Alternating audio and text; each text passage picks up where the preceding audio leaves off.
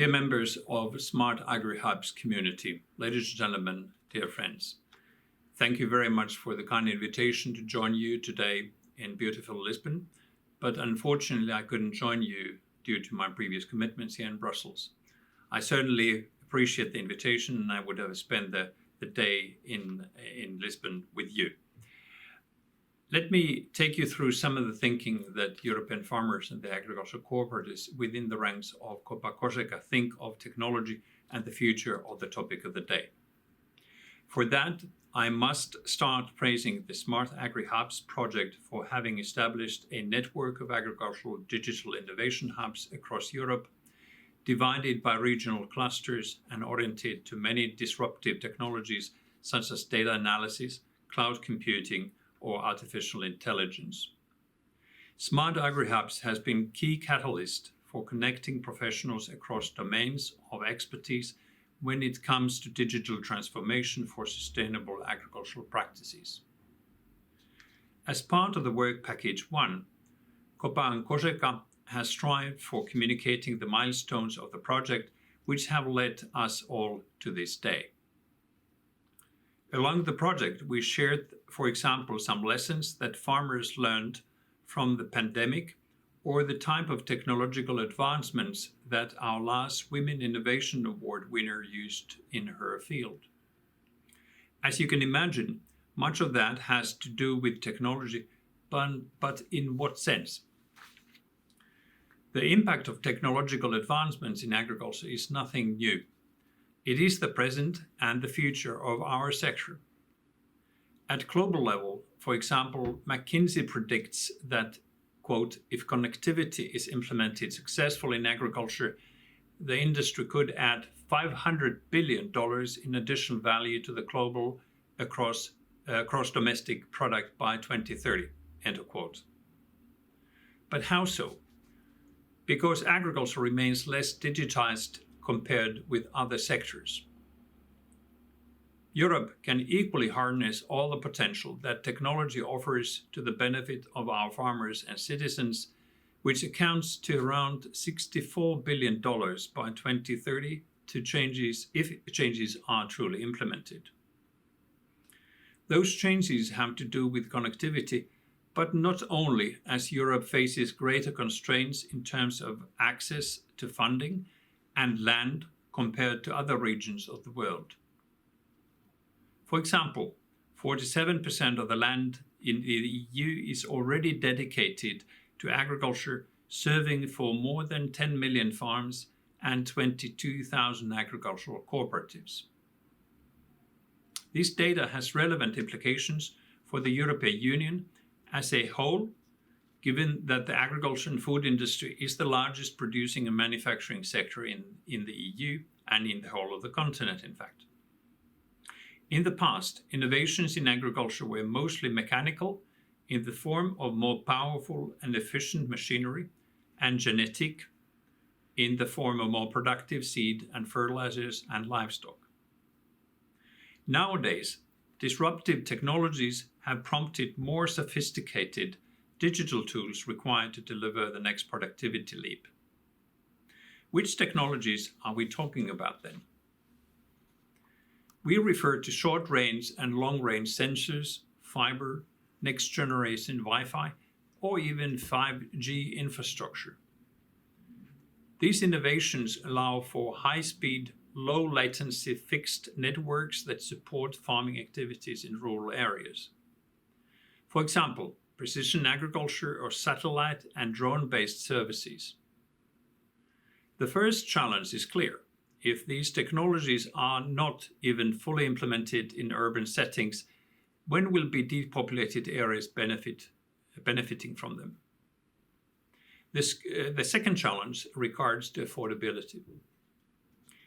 In 2016, 9 out of 10 agricultural workers in the EU were either the farm owners or immediate family workers and were family members. Since 2011, both intra and extra EU migrant agricultural workers have increased rapidly.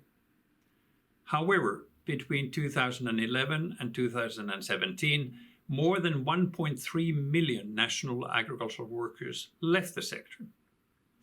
The consequence is that the overall full-time number of professionals working for agriculture is decreasing since the last decade, posing structural difficulties for the future of the sector, which is composed of mostly micro and small and medium enterprises. Until now, productivity has not been severely affected by the reduction of workforce because of the increased technological outputs, and so there has not been agricultural scarcity in Europe. Nevertheless, to favor a sustainable digital and green transition, we should act on the root causes of this problem. It is not only the lack of workforce or climate change that will have implications for all the European market, but also the increased levels of conditionality that our farmers have to comply with regarding the types of production and social obligations. For example, the future obligations from the Pay Transparency Directive or the Due Diligence Directive will notably affect agri-cooperatives, which quite often do not have the necessary tools to enforce them. Additionally, the cost of these advancements may affect small and medium-sized enterprises that cannot compete with major operators, especially those coming from third countries with lower phytosanitary standards, creating inequalities since the beginning of their deployment. There is a risk that smaller farms will not be able to keep up with the new technology because of lack of knowledge or investment capital. This could create a large digital divide between big and small farms, between European and foreign farms. That is why the European Union should facilitate the access of finance and promote agricultural schemes for entrepreneurs, which would lift up at the same time the image of the sector towards the younger generation. Why? Because 36% of the professionals in agriculture are more than 50 years old. The third challenge regards the use of digitalized data. The use of drones equipped with high-tech cameras and sensors in the context represents an increase in the scale of aerial data collection, for example.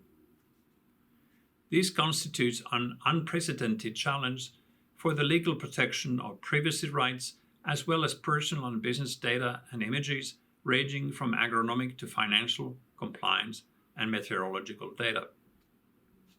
Related to this, malfunctioning machines may become a great concern for this type of technology, as the European Parliament has already signaled. Apart from protection to ensure the safety of third parties, meaning humans, plants, and animals, it will be needed to have legal clarity as to whom belongs the responsibility of misused machines, as it is now being discussed for autonomous vehicles. Finally, the main challenge, but also the main opportunity to use these innovations and harness all their potential, is the adequate formation of farmers and farm workers. The reasons for that are very clear. Based on CEDEFOP data, 38% of professionals in agriculture have low educational levels. The competencies needed are varied, including primary soft skills as teamwork, adaptability, communication, or change adaptation, based on the results from a survey to our members commissioned to the think tank CEPS.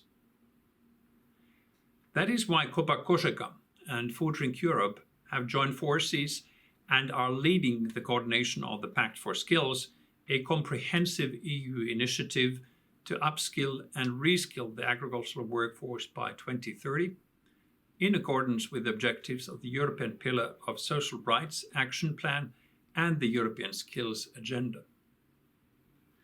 The Pact seeks to set a joint strategy to design and implement a sectorial upskilling and reskilling framework, maximizing competitiveness of all sectors involved, enhancing job retention, and boosting job attractiveness of the agri-food ecosystem. The aim is to reach all the relevant stakeholders in the agri-food ecosystem, from farmers, agri-food cooperatives, food processors, and relevant associations to education and training organizations. The Pact also will provide actions accompanied by key performance indicators to assess its impact. To that end, and before I end, I would like to invite all SmartAgriHubs partners to join us and sign the Pact for Skills in the agri-food ecosystem. This will also contribute to the sustainability and continuity of SmartAgriHubs after it finishes. Concretely, the involvement of SmartAgriHubs under the Pact for Skills will support digitalization activities in line with the partnership objectives. I look forward to hearing back from you, and once again, ladies and gentlemen, tier partners in AgriSmart Hubs, thank you very much for the opportunity to join you today in Lisbon.